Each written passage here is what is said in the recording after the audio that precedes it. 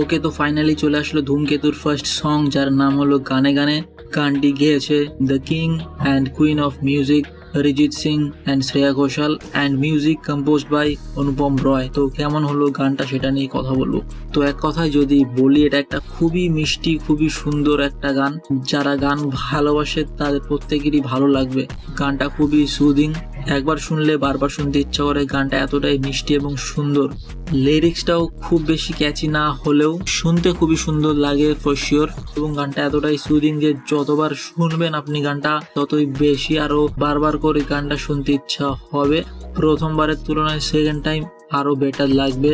তো এক কথায় গানটা খুবই মিষ্টি এবং সুন্দর হয়েছে। তো এবার যদি কথা বলি গানটার মিউজিক ভিডিওর কথা, যেখানে আমরা দেখতে পাচ্ছি দেব এবং শুভশ্রীকে।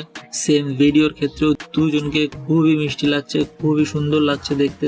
বহুদিন পর তাদের একসাথে দেখতে পাচ্ছি, সেটাও আবার কোনো গানের, যেটা দেখতে খুবই সুন্দর এবং ভালো লাগছে। চোখের শান্তি লাগছে দেখে, এক কথা সত্যি বলতে। তো এটা একটা বেসিক্যালি লাভ সং। একটা ছেলে একটা মেয়েকে তার মনের কথা খুলে বলছে এবং তাকে সে কতটা ভালোবাসে সেটা বোঝানোর চেষ্টা করছে। এবং মেয়েটা সব জেনে বুঝেও তাকে রিজেক্ট করে দেওয়ার ভান করছে, কিন্তু আলটিমেটলি মেয়েটিও ছেলেটাকে ভালোবাসে এবং মেয়েটিও ছেলেটাকে ভালোবাসে, এবং সেটা আমরা গানের শেষের দিকে গিয়ে বুঝতে পারি। তো ভিডিওটা খুবই সুন্দর এবং খুবই সুন্দরভাবে ভিডিওটাকে শুট করা হয়েছে। খুব সুন্দর লোকেশনে ভিডিওটাকে শুট করা হয়েছে, যেটা দেখতে খুবই ভালো লাগছে।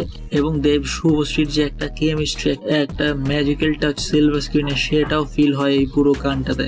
দুজনের কানেকশনটাও খুব ভালোভাবে ফিল করা যায় পুরো ভিডিওটাতে। দুজনকে খুব সুন্দর লাগে দেখতে।